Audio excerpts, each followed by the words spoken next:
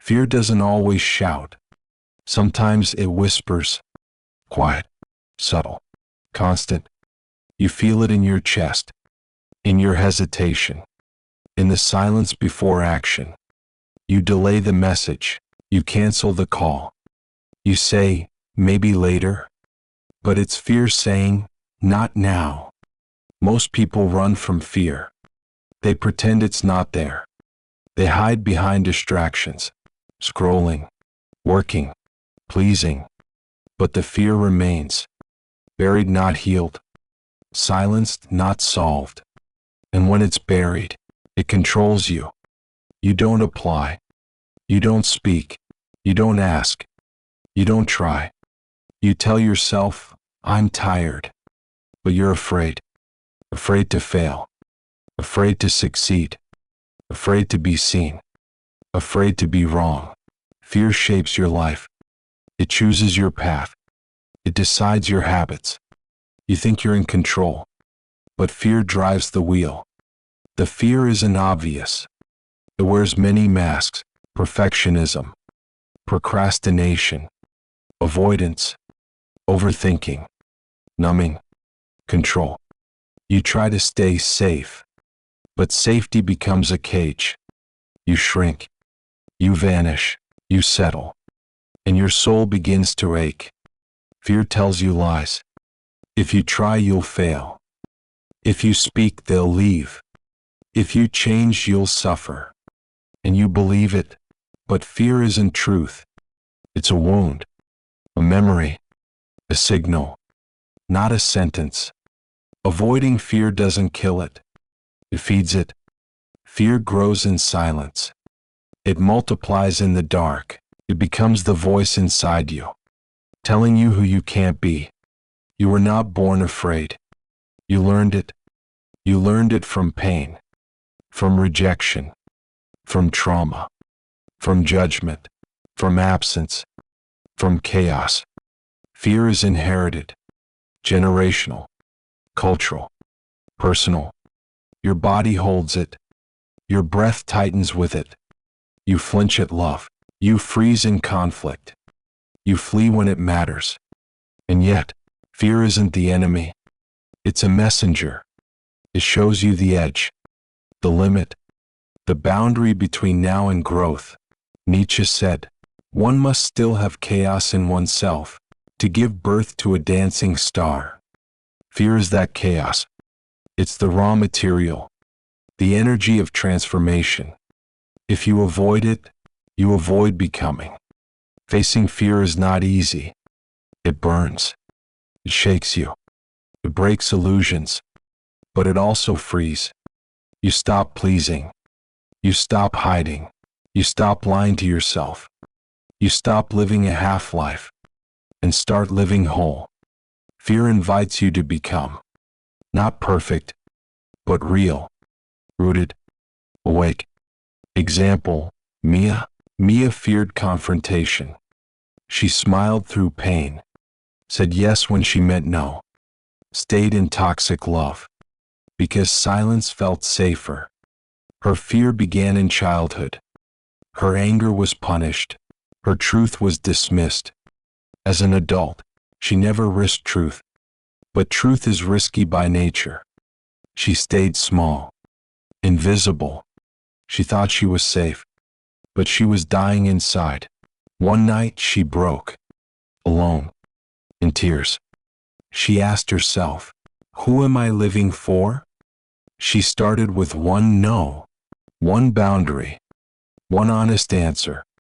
Her voice trembled, her hands shook, but she kept going.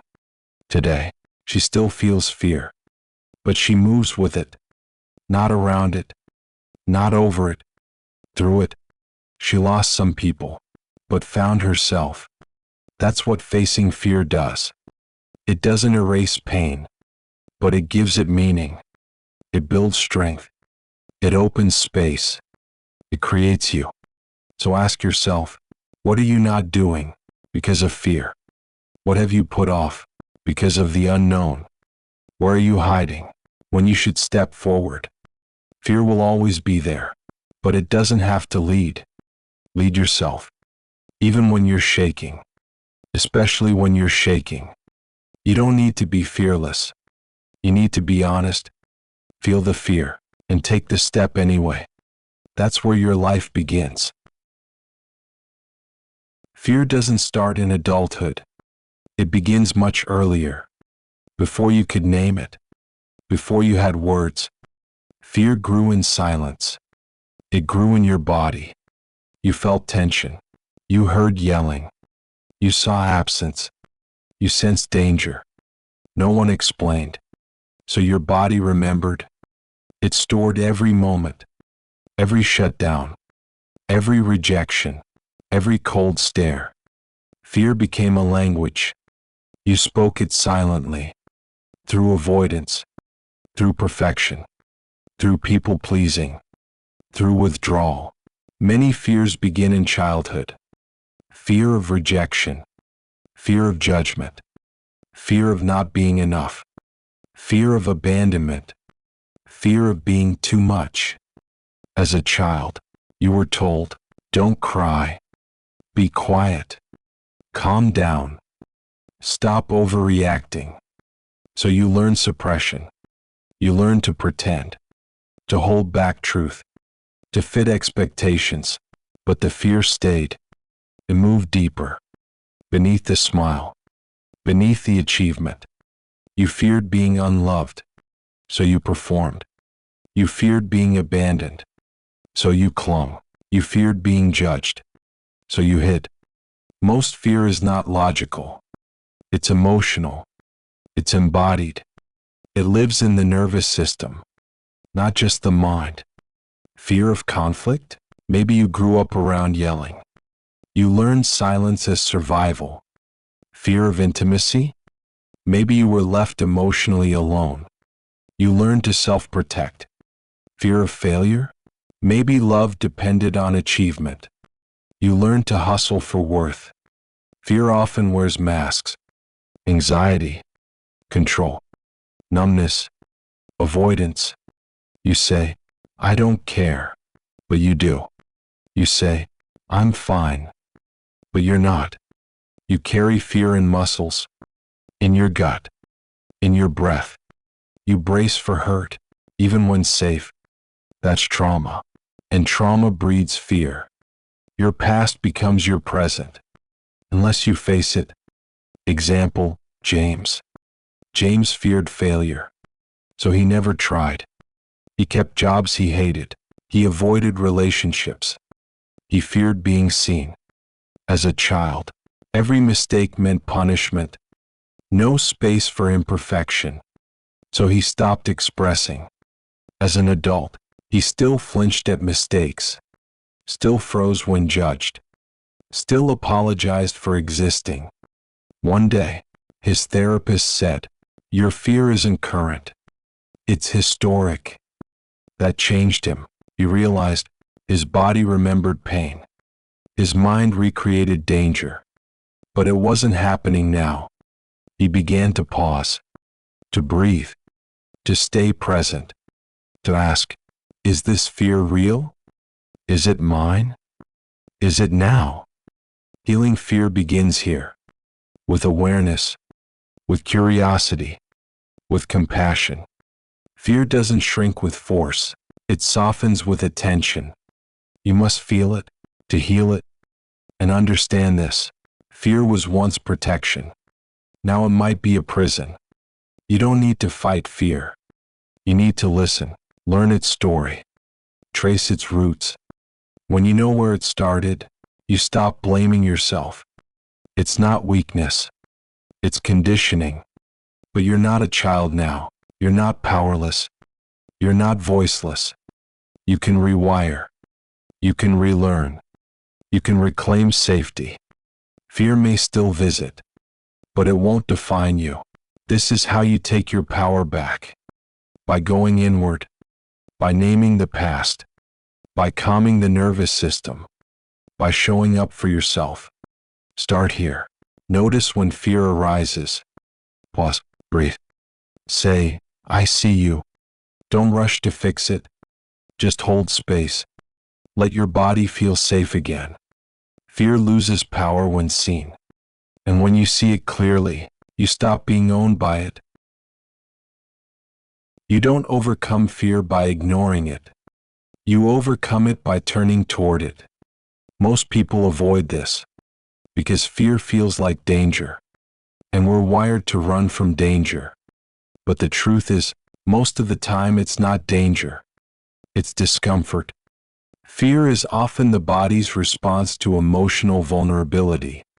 Fear of rejection, fear of failure, fear of not being enough.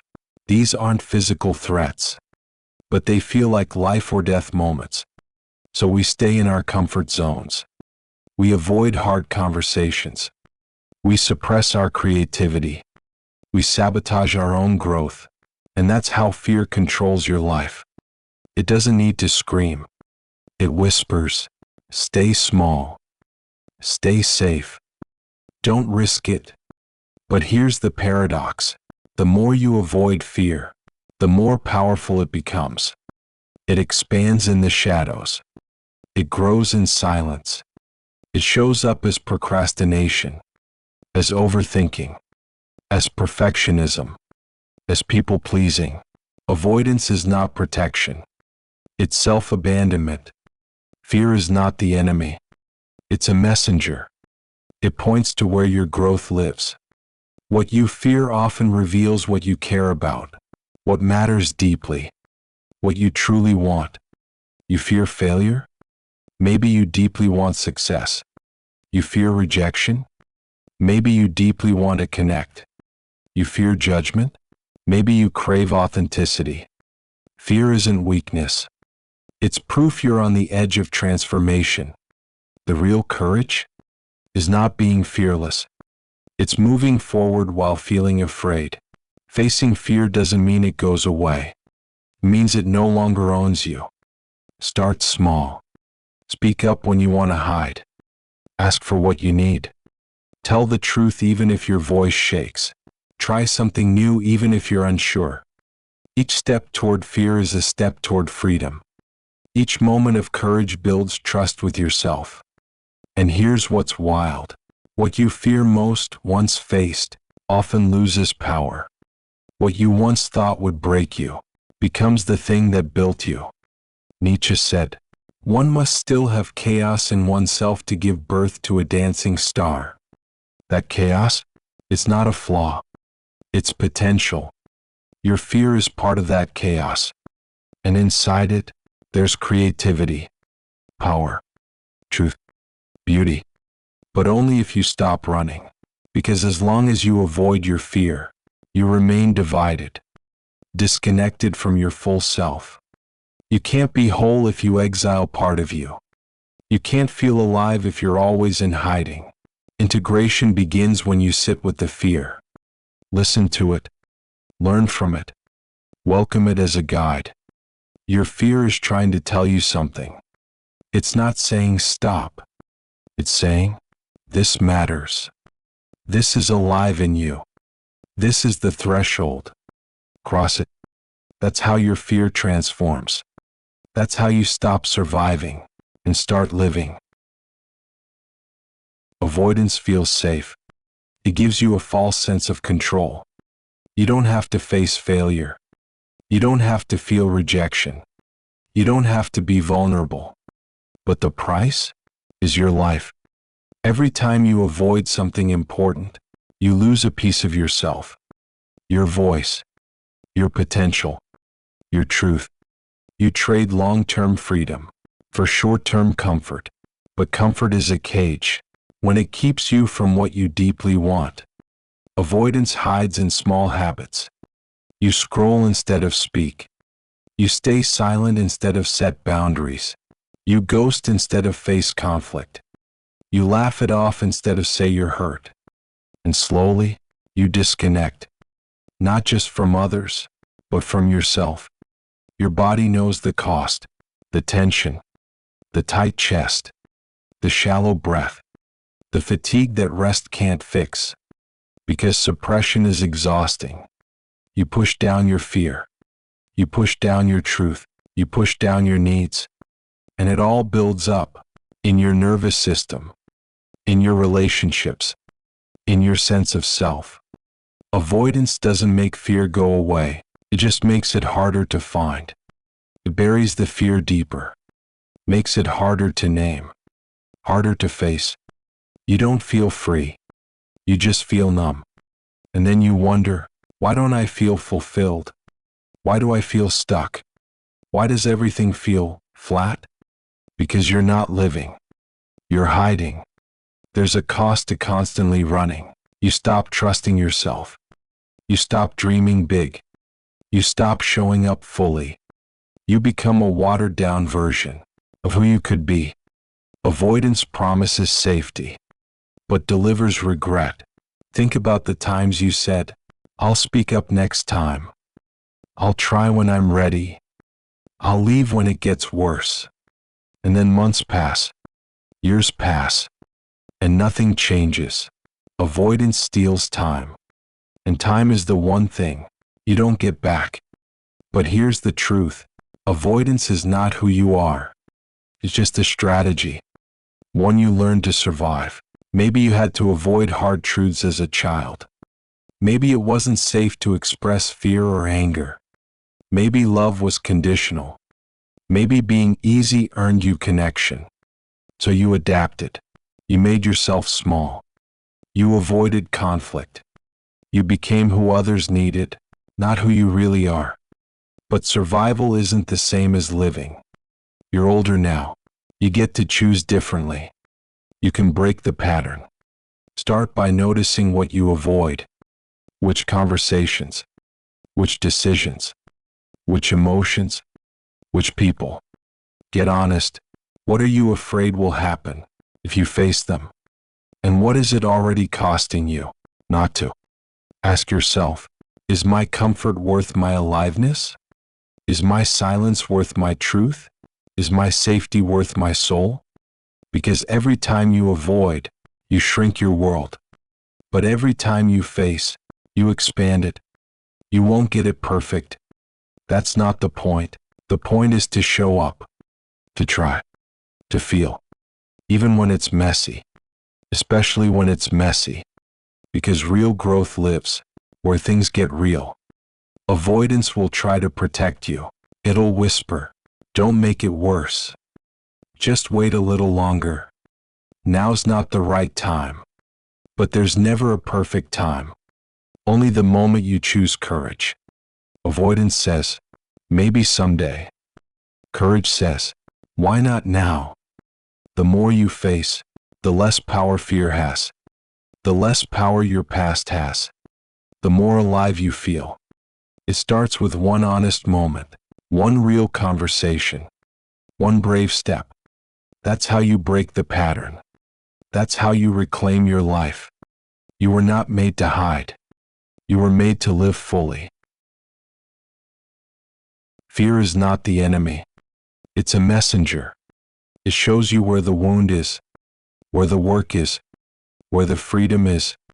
You've been taught to fear fear, to run from it, to numb it, to deny it. But fear doesn't disappear when ignored. It grows. It spreads. It controls. And the more you avoid it, the more power it gains. Real power begins when you stop running. When you look fear in the eye and stay, not to conquer it, not to crush it, but to understand it. Because fear is rarely about now. It's about then. A past moment frozen in your nervous system. A memory your body still holds. A belief you never questioned. I'm not safe. I'm not enough. I'll be abandoned. I can't handle this. These aren't facts. They're fear in disguise. And fear wants one thing, to keep you small. But you are not here to live small. You are here to wake up, to remember your power, to remember who you were before fear made you forget. So how do you do that? How do you reclaim your power when fear has shaped your life? You begin by slowing down. Feel the fear. Don't analyze it, feel it. Where does it live in your body? Your chest? Your gut? Your throat? Place your hand there. Breathe into it. Let it speak. Not the story, the sensation. Is it heat? Tension? Tightness? Hollowness? Just stay. For 30 seconds. Then 60. Then longer. You don't have to fight it. You just have to stay. This is how fear loses power. When it is seen. When it is felt. When it is held. And once you can hold fear, you can move with it. Not after it's gone, but with it. You can speak with shaking hands. You can act with a trembling voice. You can stand with a pounding heart. Courage is not fearless. It is fear, handled gently, moved through slowly, honored deeply. You reclaim your power by taking one small action that fear told you not to. Say the thing. Set the boundary. Start the project. Leave the room. Ask for help. Tell the truth. And then witness. The world didn't end. You didn't collapse. You didn't lose yourself. You found yourself, piece by piece, because power isn't loud. It's not dominating. It's not controlling others. Power is presence, is being in your body, in your truth, in this moment. Power is saying, I'm scared, but I'm here anyway. And the more you do that, the more your nervous system learns. You can hold intensity. You can hold uncertainty. You can hold life. This is what makes you strong. Not perfection. Not control. Not confidence. But the willingness to stay when it's hard. To feel what you've spent years avoiding. To open when you want to close. To choose yourself, even when it's terrifying. This is the birth of a new self. One rooted in awareness. One anchored in truth. One no longer defined by fear. You stop letting fear decide what you say, what you do, who you are. You start choosing based on values, on clarity, on self-respect. You become someone who can hold fear and still move forward. Not because it's easy, but because it's worth it. The cost of fear is your life unlived, but the gift of facing it is your life reclaimed. You get to write a new story, one where fear is no longer the author. You are, and your story doesn't have to be loud, just has to be true. Fear may still visit, but it won't lead, because now you lead yourself.